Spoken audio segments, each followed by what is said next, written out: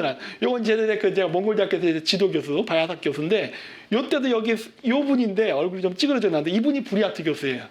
부리아트족입니다. 근데 이분도 그런 얘기를 하는 거야. 야, 너 솔롱고순? 그러니까 너 한국 사람이지? 너 원래 부리아트 코리족에서 갈라나간 사람들 아니야? 뭐 이런 식으로 얘기하고 막 그러는 거예요.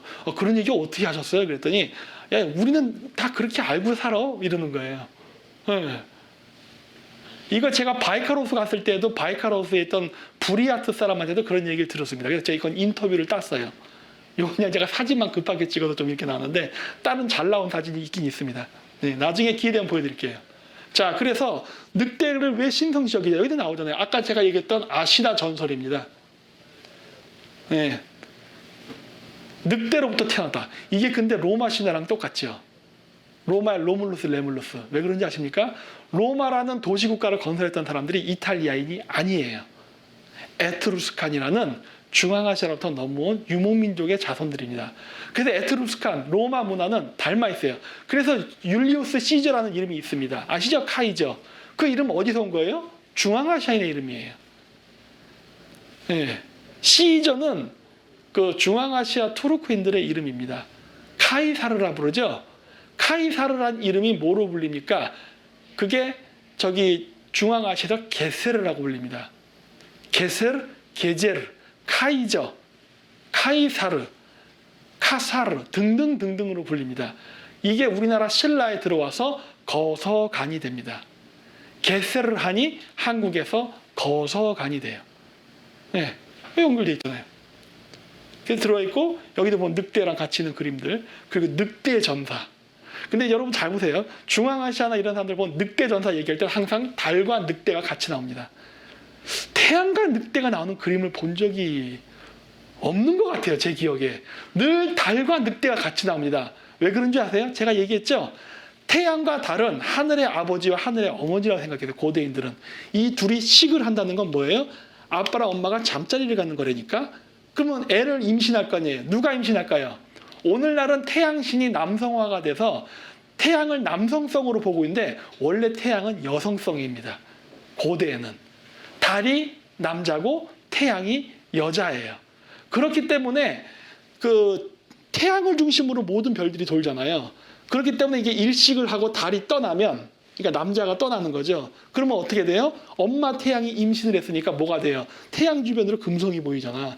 그래서 천자라고 얘기하는 거예요. 엄마가 태양이고 엄마가 잉태에서 난 게 금성이다. 이렇게 된다고요. 그래서 천자. 그래서 몽골에서 결혼할 때도 결혼을 할 때 저도 우리에게 반지를 꼈지만 남자가 은반지, 여자가 금반지입니다. 왜? 금은 태양을 상징하고 은은 달을 상징해요. 따라서 남자는 금을 가지면 안 돼. 은이지. 근데 그러면 이러한 전통이 지금 몽골에서 유지가 되거든요. 지금도 결혼하면 그렇게 해요. 그러면 우리나라는 달랐을까? 똑같죠. 경주 황남대청에서 그 부부 무덤으로 발견됐죠? 이 황남대청 2개 있는 거. 하나는 남편, 하나는 부인이었어요. 거기서 금관과 은관이 발견됐습니다. 금관 누구 거였어요? 여자 거잖아. 남자 거 아니잖아요. 에? 이렇게 되는 거예요. 은관이 남자 거였습니다. 유목민족 전통 따라가잖아요. 그렇죠? 자, 그래서 이게 늑대 전사라고 나오는 이유가 이것과 관련이 있는 거예요. 늑대는 남성성을 상징합니다. 강력한 남자, 그럼 뭐 태양. 근데 그거는 옛날 때는 아니었어요. 옛날 때는 달이었어요. 그리고 달 자체가 이렇게 꼬부라진 게 이 칼 모양하고 닮았고, 강력한 전사가 늑대 전사에서 밤, 이걸 상징해서. 이게 나중에 서양에 들어가서 보름달이 뜨면 늑대가 변하는 늑대 소년 이야기죠. 그게 여기서 나온 이야기예요. 스키타이족들이 무진장 싸움을 잘했거든요. 그리고 이 달에 맞춰서 우리가 음력 달력을 쓰잖아요.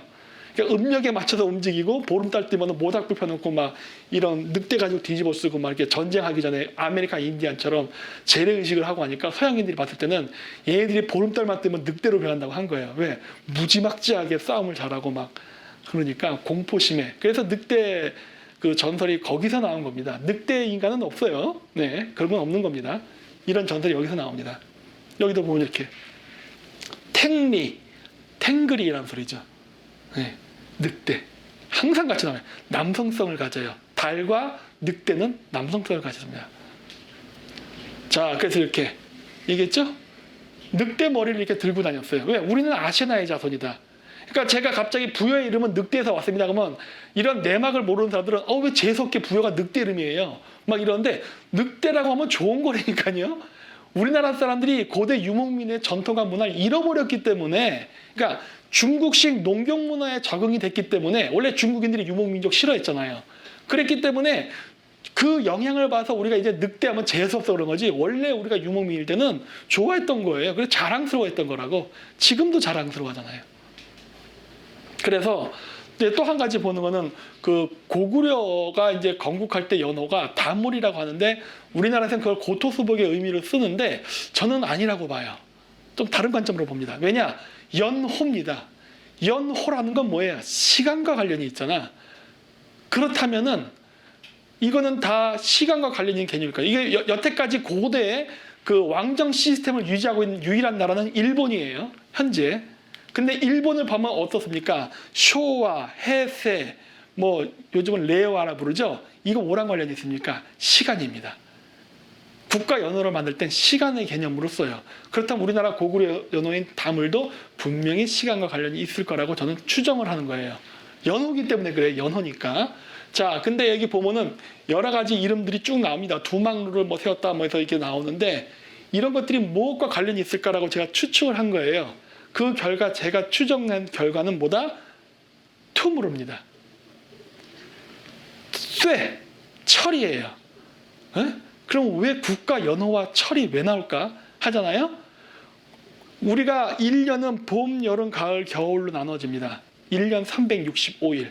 근데 이게 다시 또 태양이 황도 12궁을 2160년 주기로 한 칸씩 움직이면서 약 25,960년이 되면 한 바퀴를 돌아요. 이거를 대주기라 그래요.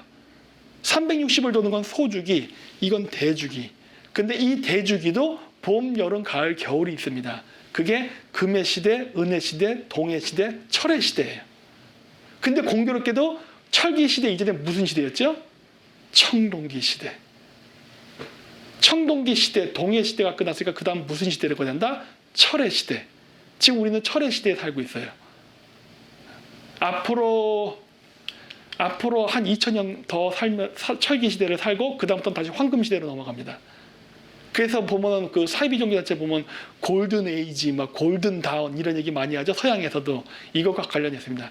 철의 시대가 끝내고 황금의 시대로 다시 돌아간다. 봄, 여름, 가을, 겨울, 봄, 여름, 가을, 겨울. 금운동철, 금운동철. 따라서 고구려가 건국됐던 시기가 철의 시대의 초입이거든요.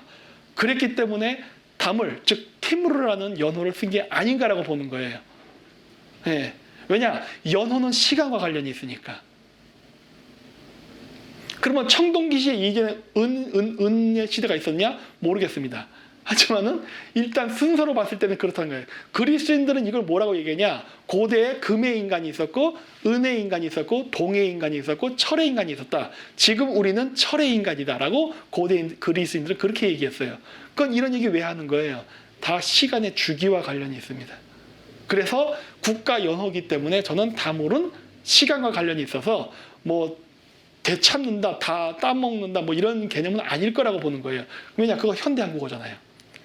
현대한국어이기 때문에 그걸로 여기에 붙이긴 어렵고, 연호는 시간과 관련이 있으니까 철의 시대인 티무르와 관련이 있을 거라고 보는 거예요. 자, 그리고 또 이제 비문에 보면 이제 고구려 비문에 비류 계곡에 홀본을 세웠다는 얘기가 나오는데, 비류란 이름은 또 무엇일까 하는 거예요. 이거 마찬가지로 아까 얘기했던 늑대입니다. 여기 써놨죠? 네. 그랬고, 홀본은 뭘까 하는 거예요. 이게 바로 졸본입니다. 졸본. 고구려가 졸본부였죠? 처음에는. 그러면 홀본은 졸본이에요. 그러면 홀본과 졸본이 왜 같을까요? 라고 생각할 수 있어요. 같을 수 있습니다. 이거를 제가 찾게 된 게 일종의 제가 한국판 로제타석이라 할 수 있는 조선이라는 국가 명칭이었어요. 조선. 예, 조선이라는 국가 명칭은 우리는 조선이라 발음합니다만 다른 사람들은 다른 발음으로 했어요. 예를 들어서 일본 사람은 조센이라 그랬단 말이에요. 현지의 한자를 기준으로 봐도 우리는 조선, 일본은 조센, 그 다음에 중국은 차오셴 뭐 이런 식으로 얘기한단 말이에요. 벌써 발음이 뭔가 비스무리하지만 약간씩 다르죠. 근데 저 당시에 한자를 각자 민족마다 다르게 읽었습니다. 여러분, 한자는 중국인이 만든 게 아니라 동이족이 만들었지 않습니까? 그랬는데 그 한자를 만들어 쓰면서 민족별로 다른 발음으로 썼어요. 베트남도 한자 쓰지만 베트남은 베트남식 한자 발음을 가져가지 않습니까? 달라요. 이때도 그랬었어요. 그래서 이 조선이라는 한자 발음이 여러 개가 있습니다. 근데 지읒, 이응, 리을이 왔다 갔다 한다는 걸 알았어요. 그건 제가 뒤에서 좀 이따 보여드릴 겁니다. 그래서 일단은 홀본은 졸본이라는 것만 일단 얘기할게요. 뒤에 제가 표가 있으니까. 그리고 여기 보면은 유리왕, 즉 유리왕이라고 나오는데, 이 유리왕이란 이름도 뭐 여자들은 유리란 이름을 쓰긴 쓰죠. 하지만 남자들이 쓰기는 좀 애매한 이름이죠. 이 이름은 뭐에서 왔을 건가요? 누르입니다. 누르. 네. 일본 표기를 보면 유리왕을 누리왕이라고 그래요. 유리라 안 하고 누리라고 합니다. 이것도 마찬가지로 지읒, 리을, 이응이 왔다 갔다 하는 발음 규칙 때문에 유리왕이 누리라도 불리는데, 이 누르라고 하면 많아요. 누르하치서부터 누르잔, 누를란, 뭐 이런 식으로 중앙아시아에 누르란 이름을 쓴 사람은 무진장 많습니다. 그러면 매치가 돼요. 아, 유리왕 이름이라는 게 누르와 관계가 있는 거구나. 누르가 뭐냐면요, 한국말에 온 누리 할 때 누리입니다. 빛이에요. 이게 햇살이 퍼져나가는 거. 빛의 왕이라는 소리예요. 예. 그래서 아, 이것도 중앙아시아어랑 관련이 있구나 하는 걸 알게 돼요.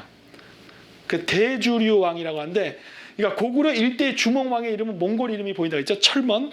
2대 유리왕의 이름은 고대 투르크어 계통의 이름 누르하치, 뭐 누를란, 누르잔 등 누르 같은 이름이 보인다고 했죠. 그럼 3대 고구려 왕의 이름은 어떨까요? 대무신왕. 대주류왕이라고 그러는데 대무신. 이거 태무진 아닙니까? 태무진. 옛날 징기스칸의 어릴 적 이름. 네. 아버지가 잡은 적장의 이름이 태무진이라서 애 태어났을 때 이름을 적장 이름을 갖다 붙였잖아요. 이런 이야기 있죠?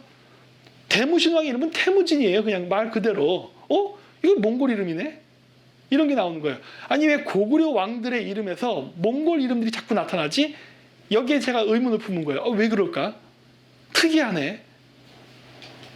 자, 그리고 121년에 이거 삼국사기죠.